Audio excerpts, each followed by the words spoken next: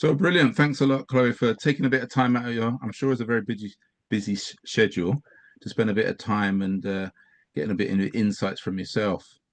Um, No problem, so a pleasure. really appreciate it. So just to kick off, really, if you tell us a little bit about yourself and a little bit about the company. Of course. So I am the founder and director of Chloé Nelkin Consulting, which we refer to as CNC, and we're an arts PR firm. So we work on any exciting and interesting project across the arts. That could be visual art, theatre, circus, opera, heritage, you name it. Projects all around the UK, and we work with companies to try and get them press coverage in a nutshell. Brilliant. And it sounds very exciting. I mean, you know, we talk about some businesses which are solving a problem, is what we used to say, right? But some businesses are doing things that people enjoy. They choose to go and watch a play. We choose to go to the theatre. So it's I call it happiness businesses, things we choose to do, as opposed to, getting your bins collected or something. Doesn't mess it excite you. How did you get into this? It sounds very exciting. It is exciting. I mean, I'd always loved the arts from when I was very little. I was lucky enough to have a family who took me to the theatre and to art galleries. When I was at school, I used to do art myself, so making pottery and screen printing. And I also was a trained singer and flautist. So arts had always been a huge part of my life. And I went on to study history of art at the Courtauld Institute of Art, and I stayed there for my undergraduate and then my master's degree. And through doing that, I started to gain some experience in comms. So learning what publicising an exhibition was and how you could use the power of the media to tell people about the arts and get them to come and see projects. And it absolutely ticked the boxes for me of what I wanted to do, which was something more business-minded and commercial, but in the world that I absolutely loved. PR can be a challenging thing. Fundamentally, PR is a sales tool. And for me, I think if you're not selling something that you absolutely love, then your messaging can become really boring. So hence for me, the importance of staying within the arts. Brilliant. Yeah. And do you do any performing or anything now that anybody can see? No, absolutely not. I can't think of anything worse myself than being on the stage. So I have the utmost respect and admiration for the performers we work with. I think having trained as a singer, I understand what goes into performing, but I knew that I didn't want to be in the spotlight. I want to be one of those behind the scenes people. And for those who don't, because I sort of have the definition where marketing is about trying to get leads. And there's PR, a lot of people get a bit confused between marketing and PR, like especially in the social media world. They do loads of social media, they don't get any leads, and they say, I'm doing loads of marketing, I don't know why it's not working. Yeah. Would you be able to help us with how do you see the difference between marketing and public relations? Of course. I mean, the absolute simplistic explanation is that PR is earned media and marketing is paid media. So, for example, an advert may come under that marketing umbrella. So you're basically paying to place an advert, on the tubes, in a newspaper, online, and that is then often trackable, especially with the digital sphere now. With PR, you may pay an agency and we may have conversations with journalists, but there's no money being exchanged between us and the journalists. Um, so it's a completely different mechanism, I suppose. Mm. So you've got to convince them it's something worthy talking about, and hopefully a positive message as well, of course, which is Yeah, very different from you just putting it out yourself. yeah, Yeah, no, that that, makes sense. yeah, that's exactly it. So we have to convince the people we're working with that what we're doing is valuable. Brilliant. Okay. And what would you say makes you stand out from your competitors? Oh, I mean, I think the fact that we do really love what we're doing. I'm sure that everybody who works in the arts sphere says that, but everybody who works for me comes from some kind of arts background, whether it's art history like me, English lit, drama. They've been always going to the theatre and art galleries. They absolutely adore this sector. Um, but I think what else makes us stand out is we really try and have a personalized approach. So we're really forming relationships with the journalists we work with. We try and really get to know our clients.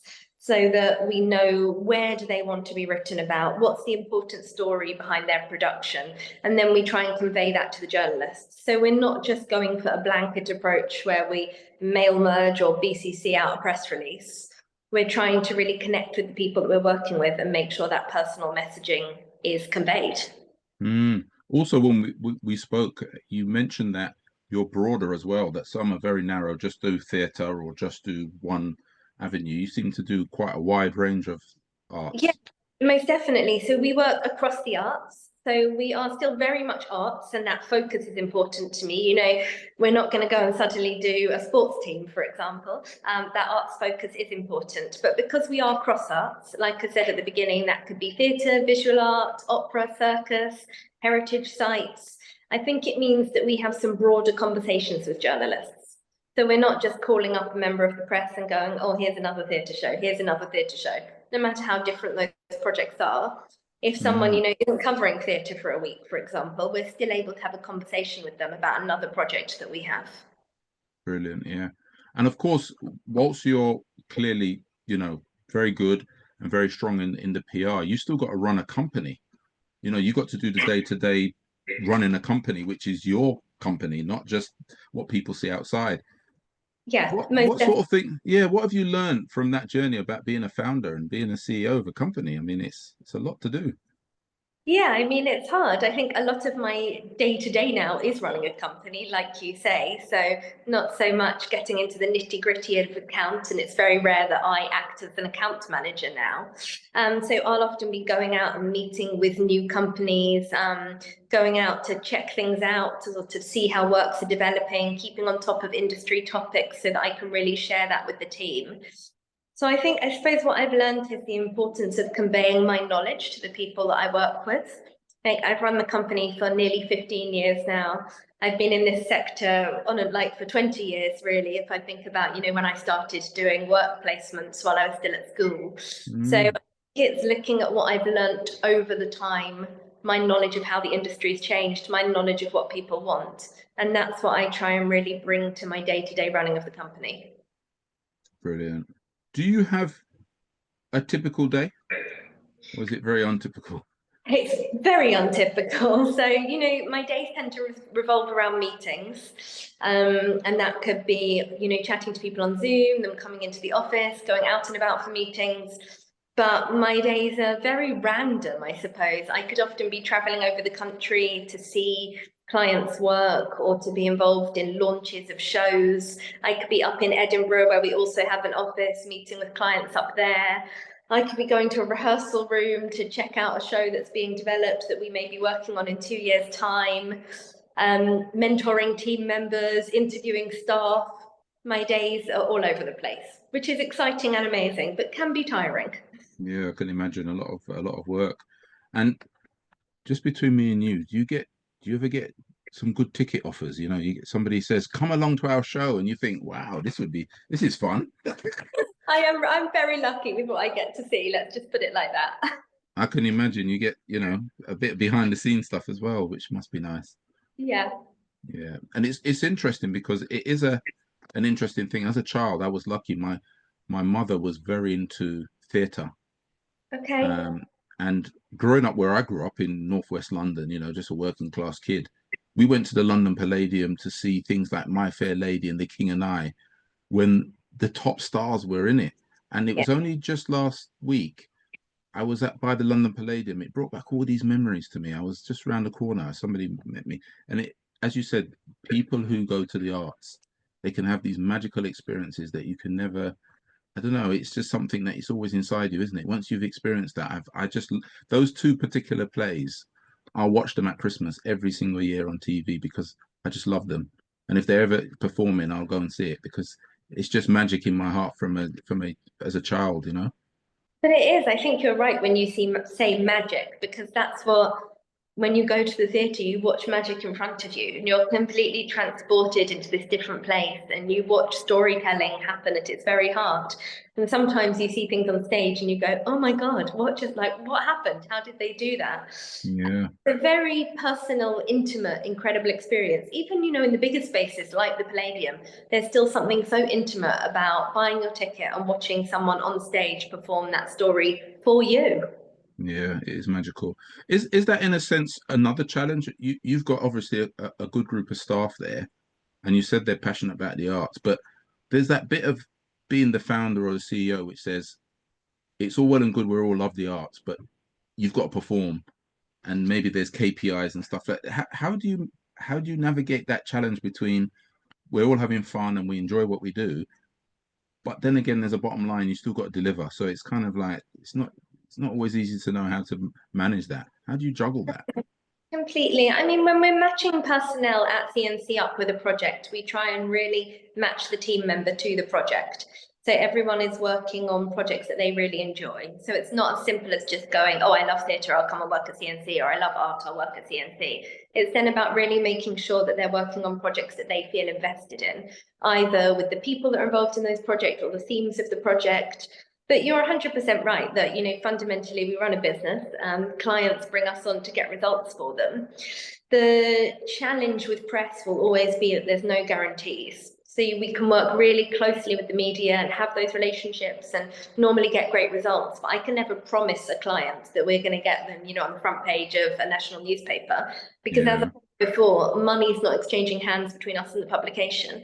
It's about how well we pitch, what's going on in the news cycle, how much space is in the newspaper. So for us, one of the most important things about the way we work with CNC is always having honest chats with our clients. So if something's not landing, we tell the client. We don't just say, oh, it's going to be fine. Next week there'll be great press. It's about going, actually, we had this conversation this week, or this has just happened in the news cycle, and really being open and communicative so the clients know what's going on. yeah, and it's interesting because people. Some people say print media is dead. Well, clearly it isn't, and it does influence people. So, has that changed your industry? Is print still important in your industries? I think print is still important, of course, and I wouldn't go as far as to say it's dead, but it's certainly changed hugely. When I started out, print media was the absolute golden egg, and that was what clients wanted. And you got a print review in a national newspaper, and that was it. The production would sell out.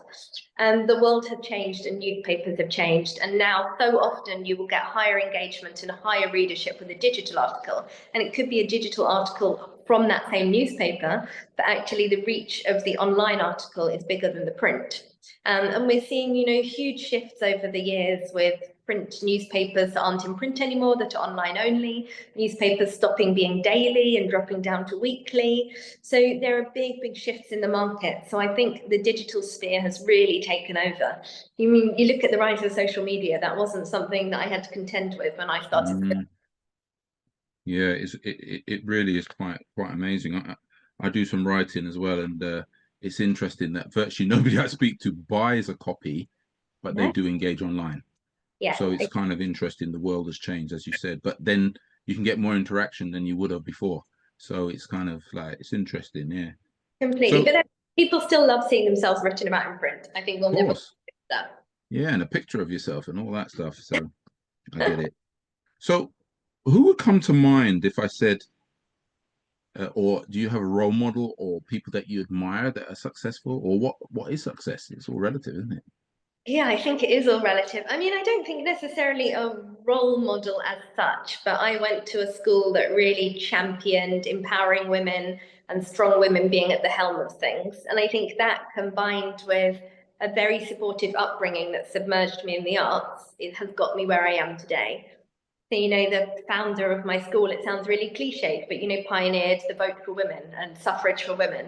And I think it was being brought up and educated in an environment like that that very much instills this belief that women can do anything. And, girls at the school go on to be leaders. So I don't know if when I was at school, I ever necessarily thought, oh, I'm going to go and run a business. But I was very much brought up with those beliefs and empowered in that way. But Yeah. yeah, as you say, success is relative. And for us, success for different clients looks incredibly different. And I never necessarily had a set trajectory for the business. So I'm hugely proud of where my business is today. But 15 years ago, if you'd have asked me to look ahead 15 years, I'd have said, oh, I don't have a clue. Yeah, I can imagine that. And would you do you see where you would be in 5 years' time, or do you just take each year as it comes? I don't know if it's quite as haphazard each year as it Mm. comes, but I don't think I necessarily have a 5 year growth plan on paper in the way that business is not in the arts would. So I have goals in my head that I'd like us to meet. I know the types of clients that I'm excited for us to continue working with. But for me, I think it's about doing well for our clients and about job satisfaction. And that's what's really important. It's about keeping the ethos of the company and making sure that we retain great relationships with clients. So that's the business model. And where, as long as we are fulfilling those objectives, where we end up is a nice surprise. Yeah, yeah. No, I hear that. And in terms of, do you have any particular books that you like reading, or is it you do audios, or not really read much? I do read. I tend to read most when I'm on holiday, partly because my days are so erratic, as we said. I can often finish work at 10 or 11 at night, and then I decide to tackle my inbox. So I'm not the best example of the perfect work-life balance, which I'm sure that lots of other company directors would probably say as well. So often when I finish for the day, I'm too tired to read, as much as I absolutely love reading. So I tend to do my reading when I'm on holiday, and I read books that are sort of the dream escapism, or else I love reading autobiographies and learning about people. But I've got a pile of books next to my bed at the moment because I love buying books and then I hoard them until I go away. Which is fair enough. Yeah, some people, as you said, so busy when they do read, it's just escape or something fun and relaxing. Not everybody wants to read, I don't know, Anthony Robbins or some deep philosophical stuff on business I mean, every day of the week. for It it, can be a bit much. yeah, yeah, I need the time. If we could give me another 10 hours in each day, then I'd love to read those things before bed. Yeah, well, you and me are the same. I'd love to have one of those buzzers where you can press a button and time stops. Amazing. I could Yeah, have 7, 8 hours sleep, press the buzzer again, and it's the same time when I get up. Wouldn't that be brilliant? Don't even have to sleep. that would I be don't have to perfect. waste time sleeping. I say that to my wife. Why do I have to waste time sleeping? It uses up a lot of time. It I does. said, I mean, I don't sleep nearly long enough. I love that concept of wasting time sleeping. just press a button, to just Cool. Yeah. pause things. I'd love to be able to do that. But yeah, any it's in business. It's difficult, isn't it? That sometimes it's difficult. Sometimes you have phenomenal growth, and it's just like absolutely fantastic, best thing I ever did. And then another day you might be saying, why did I get myself into this? We business owners can have this different views, but from your point of view, is there any mistakes that you would maybe say I could do something differently if I had my time again? Well, I don't know if I would necessarily do it differently, but I think the one thing which, again, is really cliched, but I've really, really learned over the years is absolutely to trust your gut. And I think Mm, a couple of things that I look back on and I question the decision I made or why I took so long to make a decision is actually because I wasn't trusting my own opinion of the situation. yeah, I think so often when you're in the position that I'm in, I've learned that normally my gut reaction to a situation is the right one. And if it seems too good to be true, or if someone seems like a bad egg, they probably are, sadly. So I don't know if I necessarily change anything because all of those decisions that I have made and the course I've done it is why the business is where it is today. But there are a couple of times when I wish that I'd listened to my own internal mechanisms a bit faster. yeah, no, that is interesting. A lot of successful business owners say that as well, actually, about a feeling. It's a bit like relationships in a way, isn't it? Sometimes you look back and you think, I was getting some signals there, but I wasn't listening. Yeah, I don't listen to them in relationships either, so there's maybe a moral of this story. So, but it's a bit harder when it comes to the emotion. Business is a bit colder, but emotions are very difficult, isn't it? Because you, people can make you feel fantastic and all that sort of stuff. Yeah. So, any, would you say there's any particularly big challenges in your industry right now? Yeah, I mean, the arts is an incredibly challenging space at the moment, which is really sad. It's really struggling with funding. all across the UK at the moment. So subsidised buildings, subsidised companies, the funding is just currently not there. And something does desperately need to change within the industry so that we don't lose some really important companies and spaces. I think everybody thought that the arts got through COVID and we didn't see as many closures as we expected, and everyone was like, oh yes, new era, it's going to be great. But actually, I think we're heading into the really troubling times now, especially, with cost of living. People don't have the disposable incomes they maybe once had to buy tickets for the theatre or for art galleries. So the arts is really tough at the moment, and I think that a lot of people are really feeling that. And do you think does it need things like lottery funding? Does it need government funding? It Where would needs it come from? every kind of funding. Yeah, we desperately need the government to put more money in arts. We need other bodies to see the arts as vehicles to fund. Also, there's more philanthropy in other countries within the arts, looking at different kinds of giving. So, I mean, basically, whatever the mechanism is, but the arts is an industry that needs a lot of money. I mean, there are really Yeah. statistics about sort of arts development and how things begin, at these tiny arts festivals or big arts festivals, if you look at Edinburgh, but things start on stage and they become TV and films. They become the next huge things. And looking at what the arts does to the economy, but what is the economy giving back to the arts? So I think we're set for a tough time, but also people who work in the arts are resilient and they are fighters and they love it, which is why they work crazy industry. So we'll get there, but we've got some hurdles to jump through, I think, in the next year or so. That is really no, that's a great insight because many of us looking from the outside might think, it's quite thriving. We get positive messages about film industry and gaming is another whole issue, but Britain seems to be doing well on that. But we don't, as you mentioned, in behind the scenes, people could be working on a shoestring, Yeah, struggling to make it work. So we don't really see that side of it. We just see the glamour and usually the most successful, not the smaller successful ones. Yeah. of course. So loads of people since the pandemic have left the arts due to, budgets not being there, so salaries or payment on projects being really low. So we've seen so many incredibly skilled people go off and work in other industries. So it's tough right now, and I think Mm, people graduating, they don't necessarily want to enter the arts because they view it as an unstable industry. yeah. Interesting. No, that's a really helpful insight. Um, you mentioned you don't have much regrets, which is wonderful. One of the things we talk about in business is a lot of things that are pretty universal. You have to find a market. You got to be able to sell something. You got something to sell. You got to retain clients or look after your clients. Is there any particular tips you would leave people listening to this interview to say, if you're in business, what message would you give them around, what makes you successful or what should they do or think about? What message Yeah, would you leave them? it sounds really polite. Oh, it sounds really polite. That was what my message was about to be. It sounds really basic.